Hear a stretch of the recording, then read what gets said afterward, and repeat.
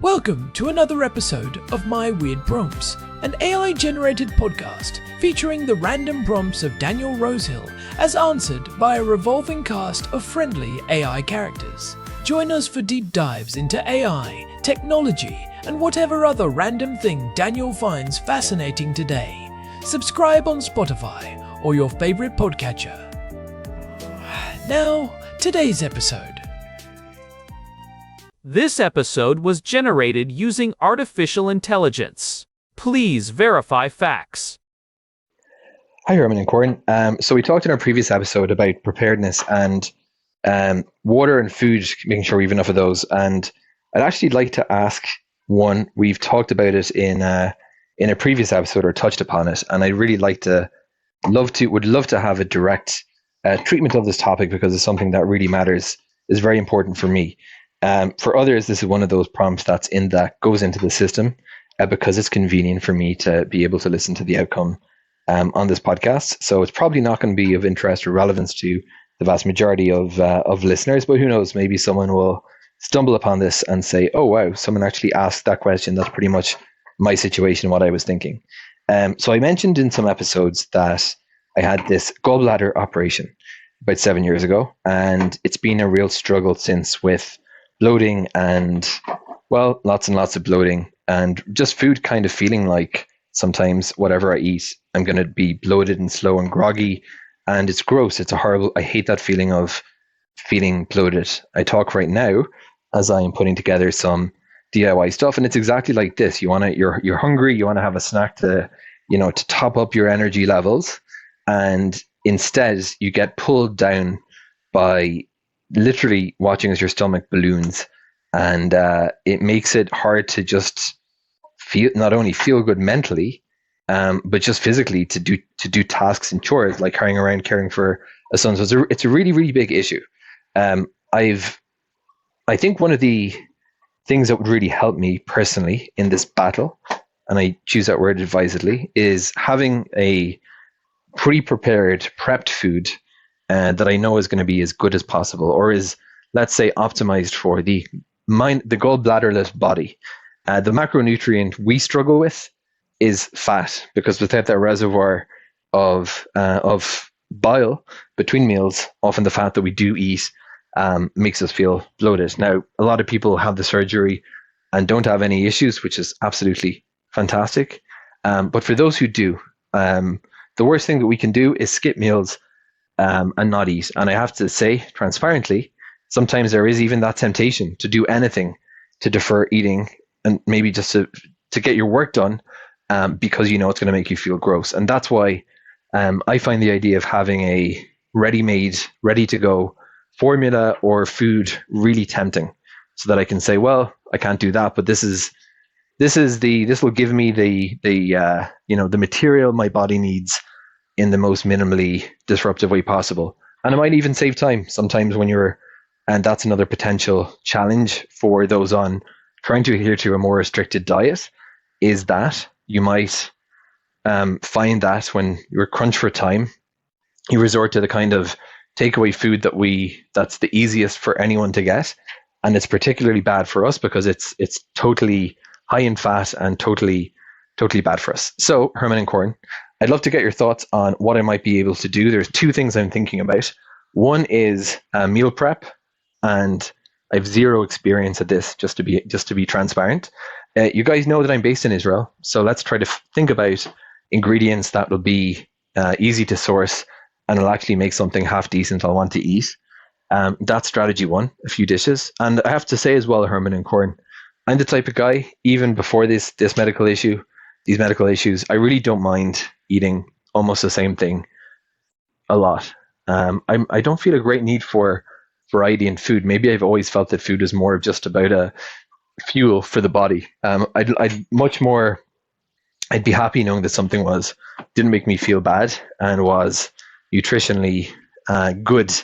So we don't need to optimize because we can't try to solve every problem here. But that would be number one. The second thing that would be tremendously helpful. Oh, and hydration as well. Something that can maybe give a bit of hydration as well as nutrition.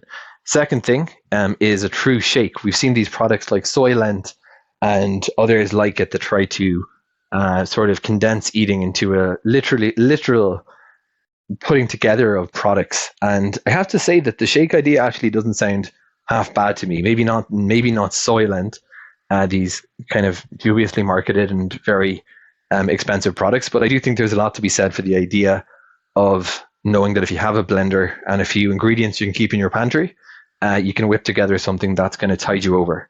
And that's really it, Herman and Corn. So what would you recommend? Give me a few recipes to try, things to buy, raw ingredients. I've got a couple that I've just found for stuff like oats, but use your ingenuity and your imagination. Think if you were me, what would you, and you wanted to have something that could be put together, you might want to have both, prep a few meals for the week and have a few ingredients for shakes on hand to plug those gaps, and then just enjoy the rest of your meal like everyone else. Herman and Corn, this one is for you in today's episode. Hey everyone, welcome back to My Weird Prompts. We are so glad you are joining us for episode 747. It is a crisp, slightly damp Friday morning here on February 21st, 2026. I am Corn, and I am sitting here in our living room in Jerusalem, looking out at the Judean hills, joined as always by my brother, Herman Poppleberry at your service. It is good to be here, Corn. The Jerusalem stone is doing that thing where it looks almost purple in this morning light. I have been looking forward to this episode all week because it touches on something that is both deeply personal for our listener and scientifically fascinating for a nerd like me. It really does. Today's prompt comes from Daniel, and it is about a struggle many people face, but do not always talk about openly because, well, it involves digestion, and people can be squeamish. Daniel has been dealing with significant bloating, discomfort, and a general sense of physical heaviness ever since his gallbladder operation about 7 years ago. He is specifically looking for ways to optimize his diet, focusing on low-fat meal prep and DIY nutritional shakes that he can source right here in Israel. It is a classic post-cholecystectomy situation. That is the medical term for gallbladder removal. Daniel described it in his message as a constant battle, which I think is a very apt word. When you lose an organ, even one we often label as non-essential or vestigial in casual conversation, your body has to completely re-engineer how it processes fuel. 7 years is a long time to be fighting that battle every single day, and it can lead to a lot of food anxiety. Exactly. And the bloating he mentioned, especially when consuming fats, is such a common hurdle. He mentioned feeling groggy and balloon-like after meals. It can be physically painful and mentally draining. You want to eat to gain energy to go about your day, but instead, you end up needing a nap or feeling like you're carrying a lead weight in your torso.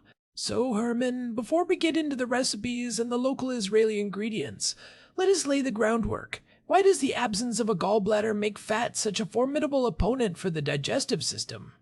It comes down to storage and timing, Corn. Most people think the liver makes bile, and they are right, but the gallbladder is the warehouse and the refinery. It takes that bile, concentrates it by removing water, making it up to 10 times more potent, and stores it until you eat something fatty. When fat hits your small intestine, your body releases a hormone called cholecystokinin. That is the signal for the gallbladder to squeeze, releasing a concentrated burst of bile to emulsify those fats. Think of it like high-strength dish soap breaking up thick grease on a pan. Without the gallbladder, your liver is still producing bile, but there is no warehouse. The bile just drips continuously and weakly into the small intestine, regardless of whether you are eating or not.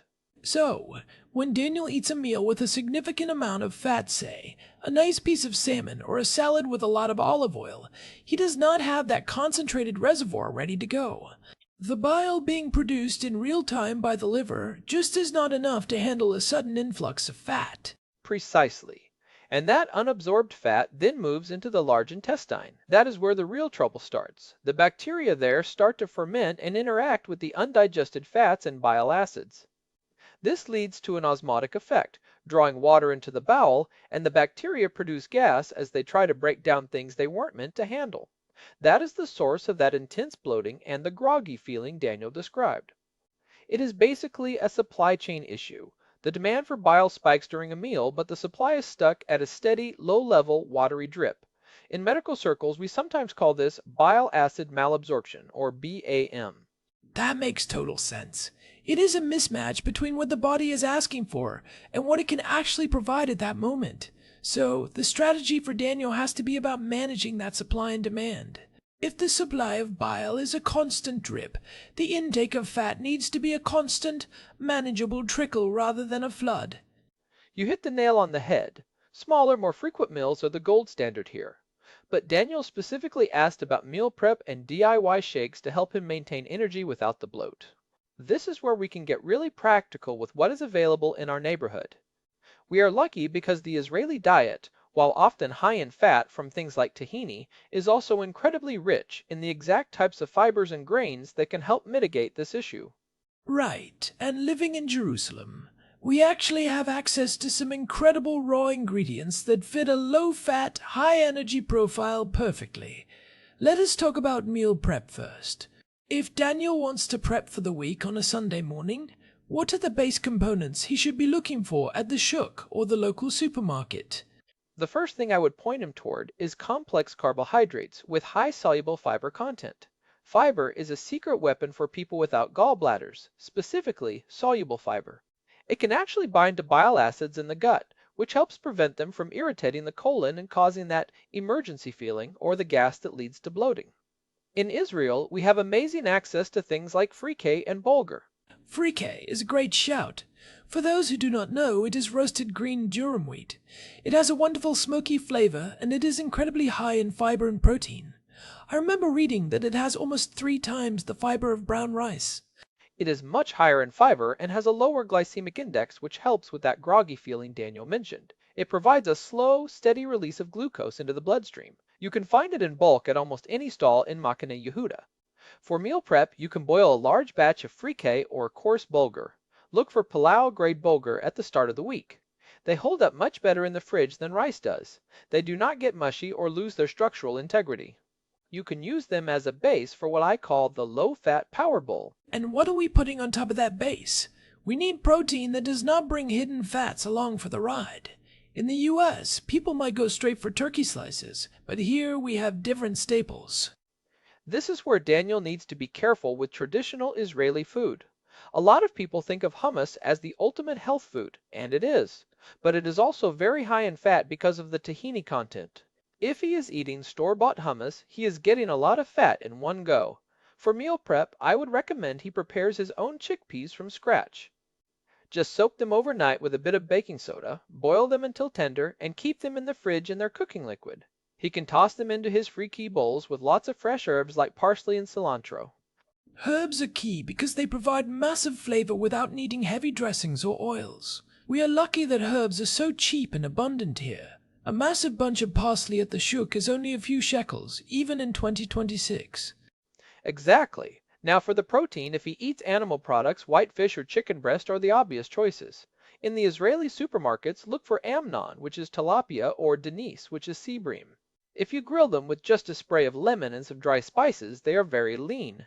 But even better for meal prep are legumes. Lentils are a powerhouse. Black lentils, often called beluga lentils, stay firm and are great in salads. Red lentils break down and are perfect for a thick, comforting soup that feels filling but is virtually fat-free.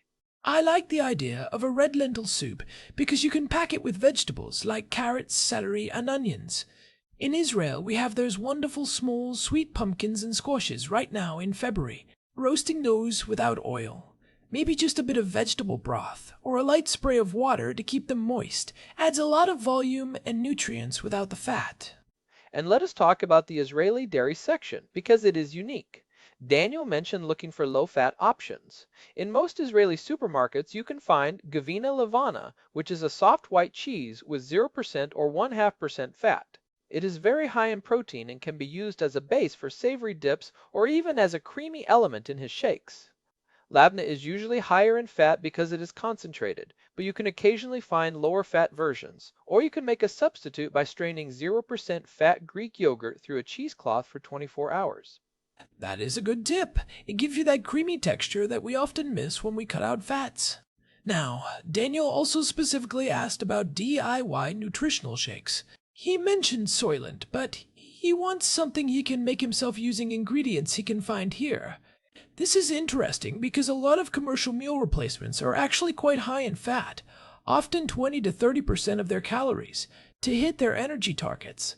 They are designed for the general population who need a balanced all-in-one meal, not for someone who has a bile processing bottleneck.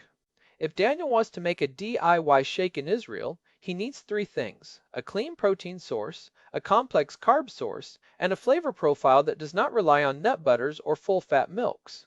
For the protein, what are his options here? I know we have health food stores like Nitzat Hadov Devan or Tiva Castel. Those are the best places to go. He should look for pea protein isolate or soy protein isolate. These are usually 90% protein and very low in fat.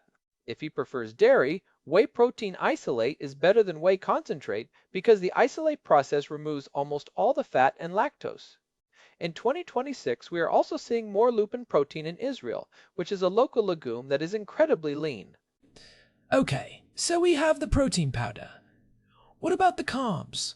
He mentioned oats in his prompt. Oats are perfect.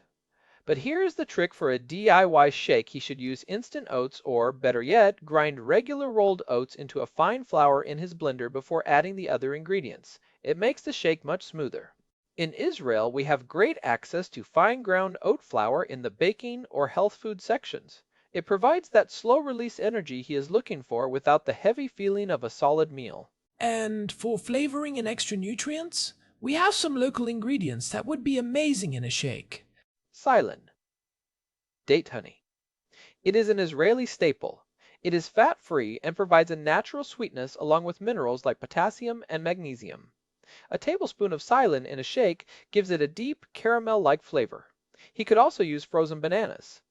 If he buys a big bunch of bananas at the shuk when they are very ripe and spotted, peels them and freezes them, they act like ice cubes and give the shake a creamy, milkshake-like texture without any fat.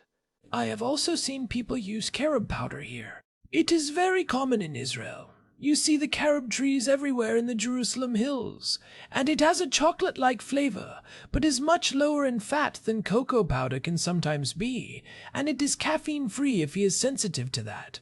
That is a great addition. So, a Daniel optimized DIY shake formula would be 1 scoop of protein isolate, 40 to 50 grams of ground oats, 1 frozen banana, a tablespoon of silan, a dash of cinnamon, and then fill it up with water or a zero-fat milk alternative. We have a lot of unsweetened soy milks here now that are very low in fat. That gives him roughly 30 grams of protein, 50 grams of complex carbs, and vitamins with almost zero fat. That sounds like it would hit the spot for that afternoon energy dip he mentioned. It is easy to digest and shouldn't trigger that ballooning feeling in his stomach. Herman, you mentioned hydration in the context of Daniel's prompt. Why is that especially important for him? When you don't have a gallbladder and you are eating a high-fiber diet to manage your bile, you have to drink more water. Fiber needs water to move through the digestive system effectively. If you eat a bunch of freekeh and oats but don't hydrate, you might actually end up more bloated because the fiber gets stuck, for lack of a better word. Plus, staying hydrated helps the liver produce bile that is less viscous, which is easier for the system to handle. So, we have a strategy. Low-fat meal prep using freekeh, bulgur, and legumes from the shuk. Using low-fat Israeli dairy like Gavina Lavana. And a DIY shake formula with oats, silan, and protein isolate. But let us talk about the hidden fats Daniel might encounter here. We live in a land of tahini and olive oil. Both are healthy, but for Daniel they are potential bloat triggers. It is the hardest part of living in Israel with this condition. You go to a restaurant, and even a healthy salad is often drenched in olive oil. My advice for Daniel when he is not meal prepping is to always ask for dressing on the side.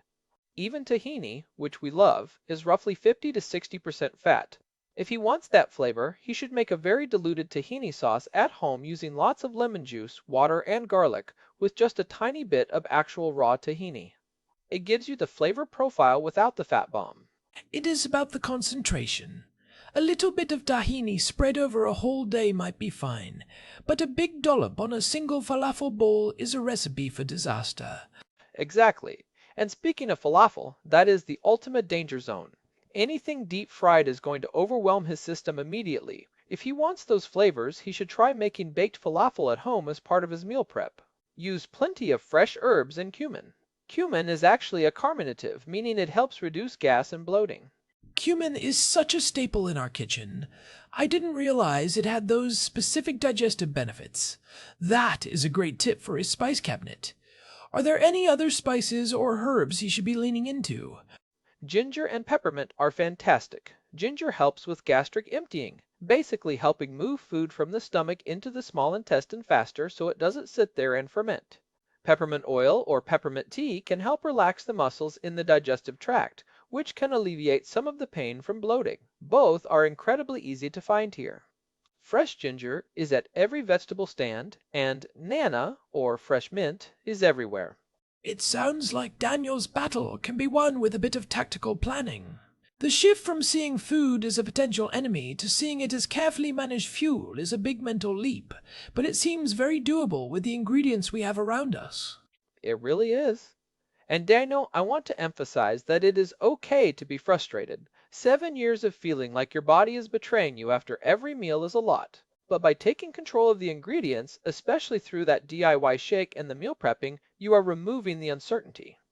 You know exactly how many grams of fat are going in, and you can find that sweet spot where you get the energy without the discomfort. I think the DIY shake is a real game changer for someone with his schedule.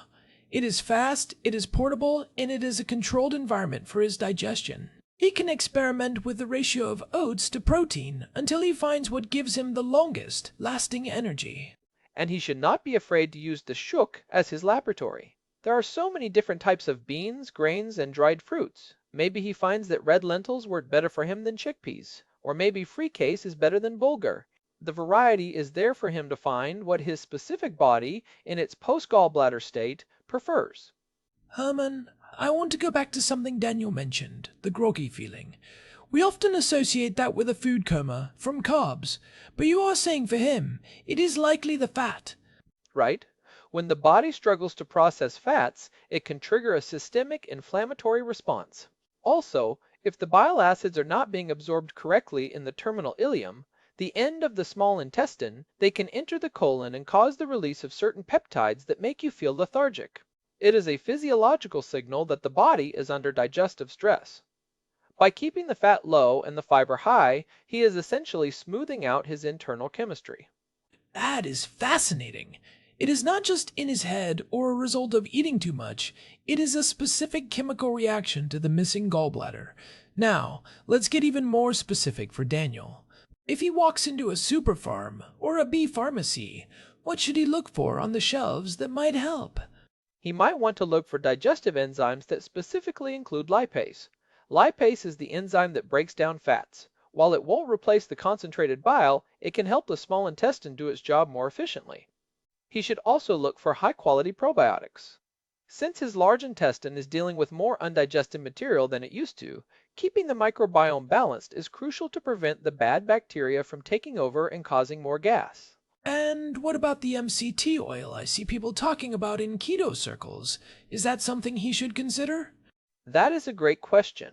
MCTs, or medium-chain triglycerides, are unique because they do not require bile for digestion. They are absorbed directly into the portal vein and go straight to the liver for energy.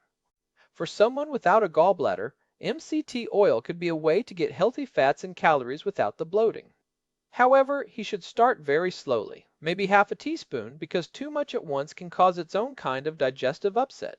You can find MCT oil in most Israeli health food stores now. So we could potentially add a tiny bit of MCT oil to his DIY shake? Exactly. It would give him a bit more sustained energy without the supply chain issues of regular fats. But again, the key word is gradual. This has been a really insightful deep dive, Herman. It is easy to overlook how much a single surgery can change someone's daily relationship with something as fundamental as food.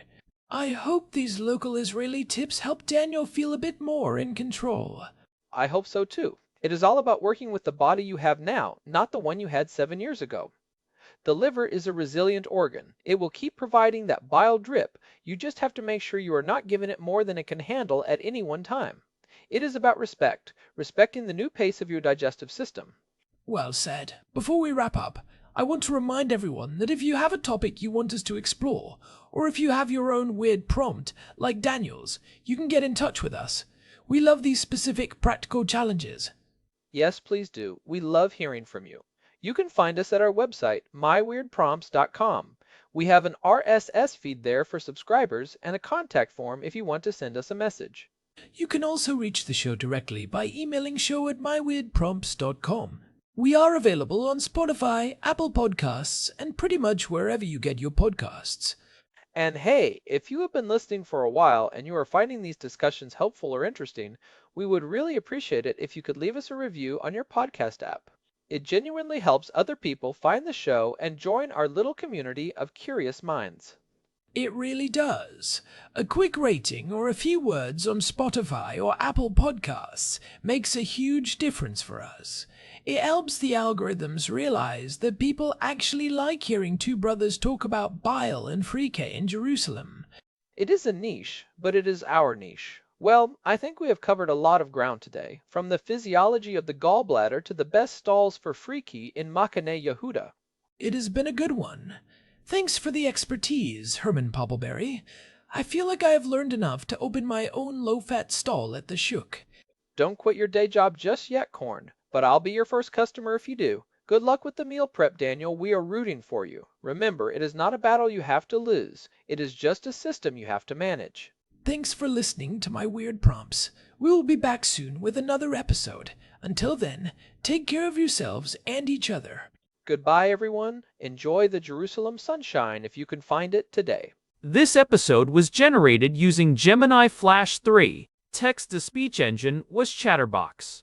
Thanks for listening to another episode of My Weird Prompts, an AI-generated podcast featuring Daniel Rosehill's AI prompts, as answered by a revolving cast of friendly AI characters including me, Cornelius the Sloth. Subscribe on Spotify or visit myweirdprompts.com.